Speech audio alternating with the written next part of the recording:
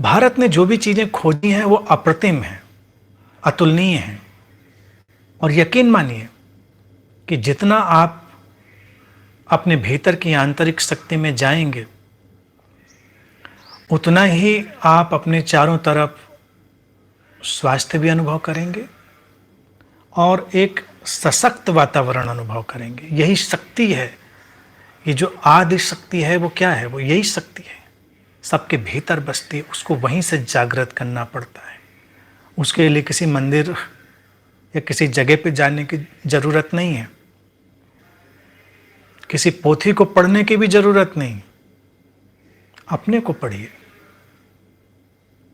हमारे रोम रोम में उसने वो दिव्य संदेश लिखा हुआ है, अस्तित्व ने, उसको पढ़ना है। अब आज के वक्त में देखिए एक और बात सामने आ गई जिसकी मैं हमेशा चर्चा करता रहा हूं। इस वैश्विक संकट के वक्त में कि अल्टीमेटली, अंतिम रूप से जो चीज काम करेगी वो आपकी आंतरिक शक्ति है, इनर पावर। न वो शक्ति किसी मंदिर, मस्जिद, गिरजा, गुरुद्वारे में सन्निहित है, न वो किसी मंत्र कर्मकांड में सन्निहित है, न वो किसी किताब में सन्निहित है, न किसी व्यक्ति में सन्निहित है, क्योंकि व्यक्ति भी सब अलग थलग बैठे हुए हैं।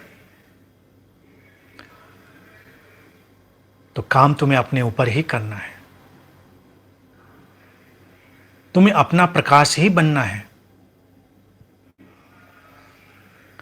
और दूसरी सबसे महत्वपूर्ण चीज जिसको मैं हमेशा मना करता रहा हूं कि भविष्य के चक्कर में ना पड़ें, ऐसे लोगों के पीछे ना जाएं, चीज़ों को बेवजह मिस्टिफाई ना करें।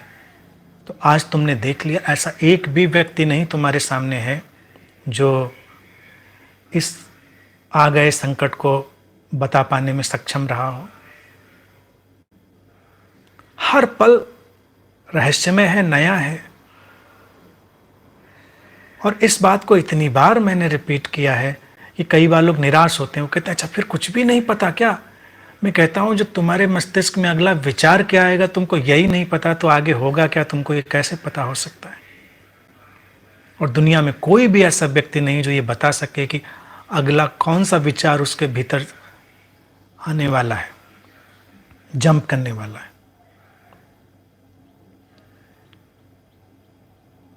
कोई नहीं जानता। तुम्हारे तमाम ऐसे बाबा, तमाम ऐसे प्रसिद्ध गुरु जो हजारों साल पीछे की बातें बैठकर कर रहे हैं,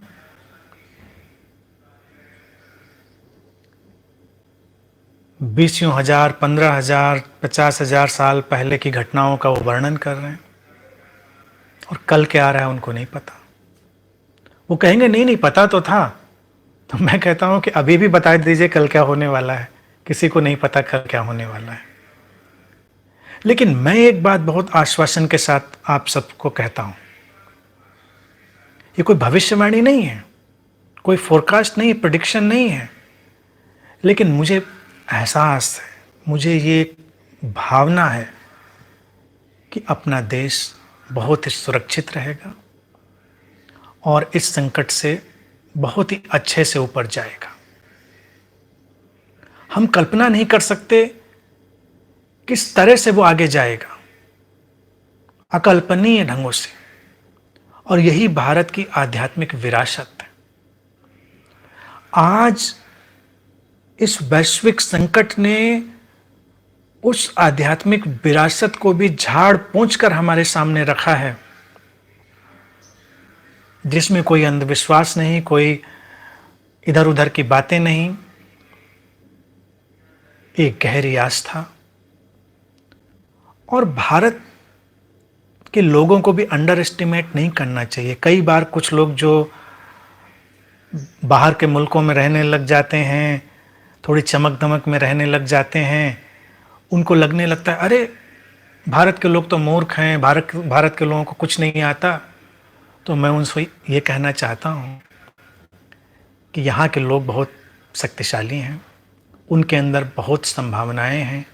यहाँ के कण कण में, क्षण क्षण में वो आध्यात्मिक विरासत सोई हुई है, कब जाग जाए कोई नहीं जानता।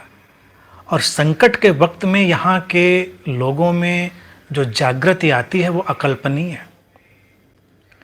अपने ज्ञान विज्ञान और अपनी टेक्नोलॉजी के माध्यम से भी हम देख ही रहे हैं कि बाहर के मुल्कों ने भी क्या कर लिया। हम तो बहुत पीछे हैं, आर्थिक रूप से भी, तकनीक के रूप में भी। तो जो इस संकट को आप लोग अभी देख रहे हैं, अगर वो सचमुच में बढ़ने लग जाए तो कुछ भी नहीं हो सकता।